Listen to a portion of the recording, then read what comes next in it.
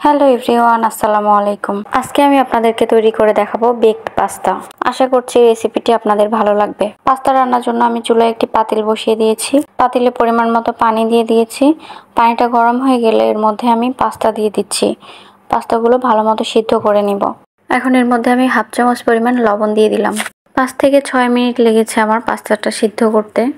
ভালো মতো নেড়েচেড়ে আমি চেক করে নিচ্ছি পাস্তাটা সিদ্ধ হয়েছে কিনা। আমার পাস্তা সিদ্ধ হয়ে গিয়েছে। এখন আমি এটা পানি থেকে তুলে নিয়ে পানি ঝরিয়ে নিচ্ছি। আপনারা যে কোনো পাস্তা দিয়েই এই রেসিপিটা রান্না করতে পারেন। আমি এখানে 3 রকমের মিক্সড পাস্তা নিয়েছি। আমি পাস্তাগুলো পানি থেকে তুলে নিয়েছি। এবার আমি চুলায় আরেকটা কড়াই বসিয়ে দিয়েছি। কড়াইয়ের মধ্যে পরিমাণ মতো তেল দিয়ে দিয়েছি। এখানে আমি একটি চিকেন সসেজ স্লাইস করে কেটে নিয়েছি, সেটা ভেজে নিব। সসেজগুলো কড়াইয়ের মধ্যে দিয়ে দিলাম।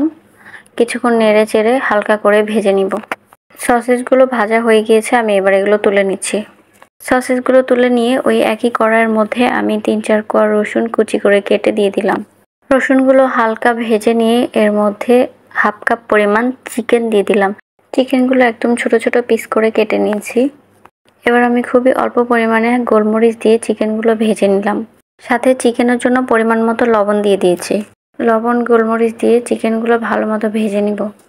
এ পর্যায়ে চুলার আঁচটা একটু বেশি রাখতে হবে যেন তাড়াতাড়ি চিকেনটা ভাজা হয়ে যায়। 2-3 মিনিট ভালো মতো নেড়ে চেড়ে ভেজে নিব। আমার চিকেনগুলো ভাজা শেষ। এখন আমি এগুলো কড়াই থেকে তুলে নিচ্ছি। চিকেনগুলো তুলে নিয়ে ওই একই কড়াইয়ের মধ্যে 2 চামচ পরিমাণ ময়দা দিয়ে দিচ্ছি। এ পর্যায়ে চুলার আঁচটা একদম লো রাখতে হবে, না হলে ময়দা পুড়ে যাবে। অল্প আঁচে একটু সময় নিয়ে ময়দাগুলো ভেজে নিব। ময়দা যখন হালকা ব্রাউন কালার হয়ে যাবে তখন বুঝতে হবে ভাজা হয়ে গিয়েছে। এখন আমি এর মধ্যে 1.5 কাপ পরিমাণ দুধ দিয়ে দিব।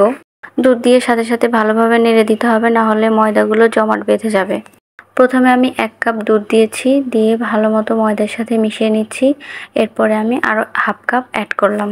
এবার একটি হ্যান্ড উইক্স দিয়ে দুধ ময়দা ভালোভাবে মিশিয়ে নিব। ভালোভাবে মিশিয়ে নেওয়া হয়ে গেলে এর মধ্যে আমি 3-4 টুকরা মজারেলা চিজ কেটে দিয়েছি। সরি, আমি ভিডিওটা নিতে মিস্টেক করে ফেলছি। আমি ক্যামেরা অন না করেই চিজগুলো দিয়ে ফেলছি। এই যে দেখেন, আমি চামচের সাহায্যে দেখিয়ে দিচ্ছি। চিজগুলো প্রায় মেল্ট হয়ে এসেছে, ছোট ছোট টুকরা দেখা যাচ্ছে। চিজ মেল্ট হয়ে গেলে এর মধ্যে আমি ভেজে রাখা চিকেনগুলো দিয়ে দিচ্ছি। এবার আমি এক এক করে সব উপকরণ দিয়ে দিব। ভেজে রাখা সসেসগুলো দিয়ে দিচ্ছি। এরপর আমি হাফ চামচ পরিমাণ চিলি ফ্লেক্স দিয়ে দিচ্ছি। এরপর দিয়ে দিলাম গোলমরিচ গুঁড়া। এবার সব উপকরণগুলো ভালো মতো নেড়ে চেড়ে মিশিয়ে নিচ্ছি। সব উপকরণগুলো মিশানো হয়ে গেলে দেখবেন দুধটা অনেক ঘন হয়ে এসেছে। এ পর্যায়ে আমি হাফ চামচ পরিমাণ অরিগ্যানো দিয়ে দিলাম। বেক পাস্তাতে অরিগ্যানো দিলে খুব সুন্দর একটা ফ্লেভার আসে। এ পর্যায়ে আমি সিদ্ধ করে রাখা পাস্তাগুলো দিয়ে দিলাম। পাস্তাগুলো ভালো মতো নেড়ে চেড়ে মিশিয়ে নিব। এখন আমি দিয়ে দিচ্ছি স্বাদ মতো লবণ। চিকেন ভাজার সময় হালকা লবণ দিয়েছিলাম, তাই একটু অল্প করেই দিতে হবে। লবণটা নেড়ে চেড়ে মিশিয়ে দিলাম। আমার পাস্তাটা প্রায় হয়ে এসেছে। এই পাস্তাটা আপনারা ঘরে থাকা উপকরণ দিয়ে খুব সহজেই বানিয়ে নিতে পারেন। এটা খাওয়ার জন্য আর রেস্টুরেন্টে যেতে হবে না। এখন যে কোনো সময় চাইলে আপনি বাসায়ও বানিয়ে নিতে পারবেন খুব সহজেই। আমার পাস্তা রান্না হয়ে গিয়েছে। এখন আমি চুলা বন্ধ করে দিচ্ছি। আজকের এই পাস্তাটি আমি ইলেকট্রিক ওভেনে বেক করব। আপনারা চাইলে চুলাতেও খুব ভালোভাবে এটা বেক করে নিতে পারবেন। আমি একটি বাটিতে সব পাস্তাগুলো তুলে নিয়েছি। এখন এর মধ্যে ভেজে রাখা কিছু সসেজ উপরে দিয়ে দিচ্ছি। আপনারা চাইলে সসেজ না দিয়ে অন্য কিছু দিতে পারেন। আমার সসেজ ভালো লাগে জন্য আমি সসেজটা একটু বেশিই দিই। এরপর কিছু ব্ল্যাক অলিভ কেটে দিয়ে দিলাম। ডেকোরেশনটা আপনাদের পছন্দ অনুযায়ী করে নেবেন। এরপর আমি উপরে দিয়ে খুবই অল্প পরিমাণে চিলি ফ্লেক্স দিয়ে দিলাম। একদম শেষে আমি দিয়ে দিচ্ছি মজারেলা চিজ।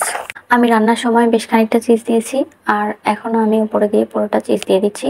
চিজ যত বেশি দিবেন তত বেশি মজা হবে এই পাস্তা খেতে। এবার একটি ইলেকট্রিক ওভেনে 180 ডিগ্রি সেলসিয়াস তাপমাত্রায় 10 মিনিটের জন্য বেক করে নিব। চুলাতেও আপনারা সেম ভাবে 10 মিনিটের জন্য বেক করে নিতে পারেন। 10 মিনিট পরে আমি ওভেন থেকে বাটিটা বের করে নিয়েছি। দেখেন কত সুন্দর চিজগুলো মেল্ট হয়ে গিয়েছে, আর উপরে খুব সুন্দর একটা কালার এসেছে। আর খেতেও ভীষণ মজা হয়েছিল, রেস্টুরেন্টের থেকে কোনো অংশে কম নয়। আজকের ভিডিওটি এখানেই শেষ করছি। দেখা হবে নতুন কোনো ভিডিওতে। সে পর্যন্ত সবাই ভালো থাকবেন। আল্লাহ হাফেজ।